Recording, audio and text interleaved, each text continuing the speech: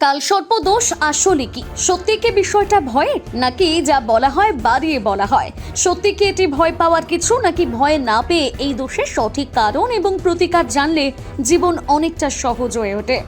জ্যোতিষশাস্ত্রে সবচেয়ে আলোচিত এবং রহস্যময় যোগগুলোর মধ্যে একটি হলো কালসর্প দোষ।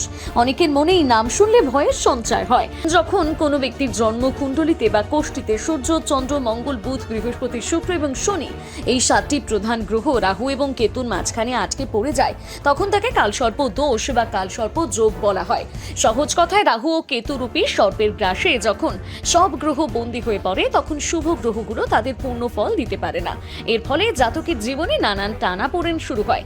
যাদের কুণ্ডলিতে এই দোষ থাকে তাদের মধ্যে কিছু নির্দিষ্ট লক্ষণ দেখা যায়: অবিরাম সংগ্রাম, অনেক পরিশ্রম করার পরও শেষ মুহূর্তে কাজে বাধা আসে বা সাফল্যের কৃতিত্ব অন্য কেউ নিয়ে যায়।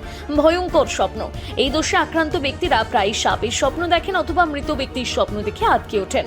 স্বপ্নে অনেক সময় নিজেদের শ্বাসরোধ হতেও অনুভব করেন তারা। পরিবার ও আর্থিক অশান্তি, অকারণে আর্থিক ক্ষতি, পরিবারে বিবাদ, বিবাহিত জীবনে সুখের অভাব এগুলো লেগেই থাকে। সারাক্ষণ এক ধরনের অজানা ভয় বা দুশ্চিন্তায় ভোগায় এবং সঠিক সিদ্ধান্ত নিতে না পারা থাকে। ভারতীয় জ্যোতিষশাস্ত্র বলছে যে কালসর্প দোষ মানেই যে জীবন ধ্বংস হয়ে যাবে তা কিন্তু নয়। অনেক সফল ব্যক্তি যেমন সচিন তেন্ডুলকর, জওহরলাল নেহরুর কুণ্ডলিতেও এই যোগ ছিল। এটি মানুষকে লড়াকু করে তোলে, তবে প্রতিকার না করলে 47 বছর বয়স পর্যন্ত জাতককে কঠিন পরীক্ষার সম্মুখীন হতে হয়। সঠিক শান্তি ক্রিয়া করলে এই দোষের নেতিবাচকতা কেটে যায়।